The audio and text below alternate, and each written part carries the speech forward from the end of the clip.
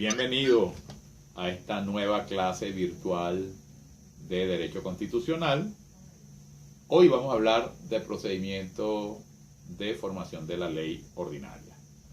Este procedimiento, para que se ubiquen desde el primer momento, tiene varias etapas: iniciativa, discusión, sanción, promulgación. 4 etapas: iniciativa, discusión, sanción y promulgación. ¿Quién tiene iniciativa para proponer una ley en Venezuela? La Constitución, por supuesto, le tiene que dar la primera iniciativa al propio Poder Legislativo. Y hay 2 normas específicas. La primera establece que las comisiones de la Asamblea Nacional, en especial las comisiones permanentes y la comisión delegada, pueden iniciar un proyecto.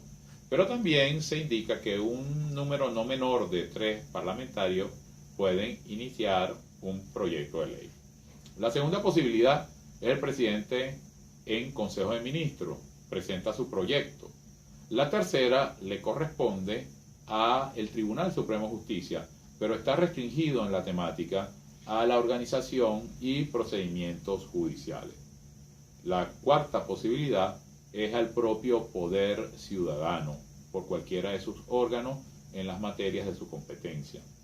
La quinta posibilidad es, y le corresponde, el proceso de iniciativa al Consejo Nacional Electoral, es decir, al propio Poder Electoral, pero también restringido a la materia electoral. Hay lo que se conoce como la iniciativa popular. El 0,1% del padrón electoral puede iniciar un proyecto de ley. Esto es interesantísimo porque ese proyecto de ley, si no es sustanciado en un tiempo determinado, podría ser sometido necesariamente a referéndum para que sea aprobado en lugar del procedimiento que les estoy narrando. También, en materia de descentralización y Estado federal, las comisiones legislativas de los estados, que ustedes saben que la comisión legislativa es a los estados lo que la Asamblea Nacional es al Poder Nacional, tiene posibilidad de iniciar un proyecto de ley. Iniciar un proyecto de ley se presenta a la plenaria para que vaya a la primera discusión. Esta primera discusión tiene que ver con la conveniencia del proyecto, tiene que ver con el análisis de la viabilidad del proyecto, de la exposición de motivos. Es decir, es un análisis general de lo que implica ese proyecto. Cuando se aprueba en primera discusión, entonces es inmediatamente remitido a la comisión permanente que teóricamente tenga competencia en esa materia.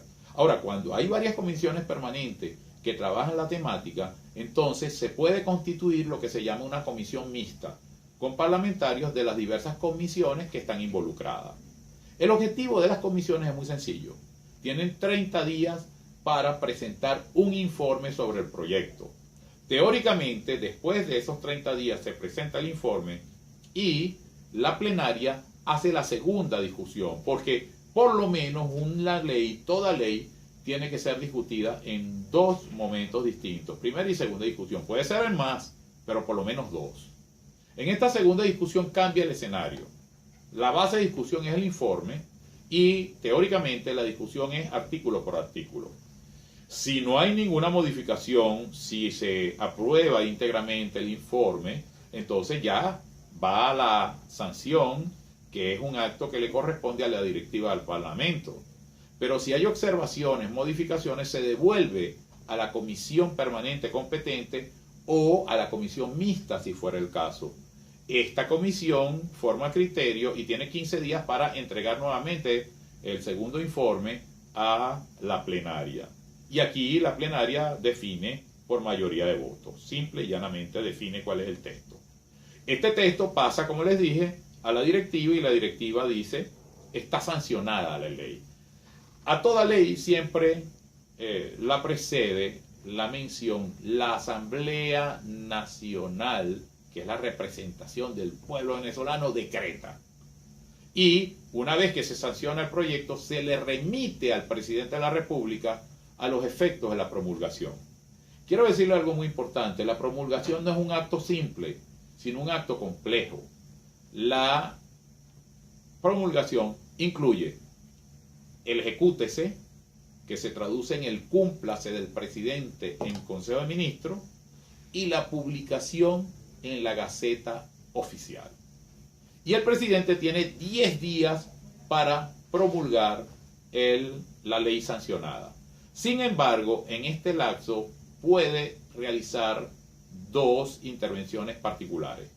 La primera, motivando su devolución, puede pedir modificación del proyecto que ha sido sancionado o el levantamiento de la sanción en su integridad. Y entonces vuelve el texto a la consideración de la Asamblea Nacional. La Asamblea Nacional conoce la motivación del presidente para devolver la ley y acoge las observaciones o no. Independientemente de que se acojan o no, vuelve al presidente, quien en lugar de 10 días como estaba en la primera oportunidad, va a tener 5 días para promulgar la ley. Esa es una posibilidad, devolver la ley al Parlamento para que modifique normas o levante íntegramente la sanción. Pero la segunda posibilidad radica en razones de inconstitucionalidad. Es decir, el presidente puede en un momento determinado considerar que ese texto que le manda el Parlamento es inconstitucional, parcialmente o totalmente. En ese caso la remite la ley sancionada a la Sala Constitucional del Tribunal Supremo de Justicia. La Sala Constitucional tiene un periodo limitado de tiempo, 15 días, para considerar la constitucionalidad o no del texto sancionado.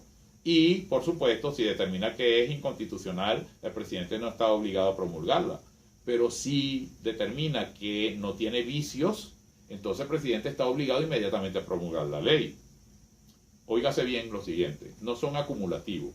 La jurisprudencia de la misma Sala Constitucional ha dicho que si el presidente considera la inconstitucionalidad y la Sala dice que sí es constitucional, no puede devolver el proyecto al Parlamento y viceversa.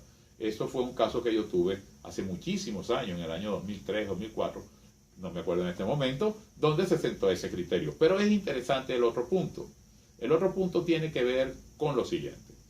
Si el presidente se niega, a pesar de declarada la constitucionalidad por la Sala Constitucional y a pesar de la devolución que le hace del texto sancionado el propio cuerpo legislativo, él dice yo no voy a promulgar esto, entonces puede la directiva de la Asamblea publicar en cualquier medio el texto y cumple el objetivo de la publicación en Gaceta Oficial. Porque déjenme decirles, la Gaceta Oficial la controla el presidente de la República a través de uno de los organismos administrativos de su despacho. Hay un punto final dentro de toda esta consideración. La Constitución de 1999 consideró un aspecto clave la participación política. De manera que un texto de una ley tiene que ser y se tiene que permitir la participación de la sociedad civil. Es decir, tiene que convocar cada vez que se está discutiendo un proyecto de ley a todo interesado para que emita su opinión. Pero además de esto, es importante decir que en la Asamblea Nacional, cuando se está discutiendo una ley, tienen derecho de palabra los ministros, tiene derecho de palabra el magistrado del Tribunal Supremo de Justicia que éste designe, el individuo que el Consejo Moral Republicano designe en nombre del Poder Ciudadano e inclusive a nivel regional, cuando es materia de esta naturaleza, los estados pueden participar en la discusión, en el debate. Esto es muy importante. Una ley que en Venezuela no fue objeto de consulta, una ley en la que no participó la sociedad civil ni fue considerada su opinión, es inconstitucional. No solamente es inconstitucional o puede ser inconstitucional por que no se cumplieron las formas, sino que para mí esto es un elemento sustantivo. Es decir, la consulta siempre se tiene que dar.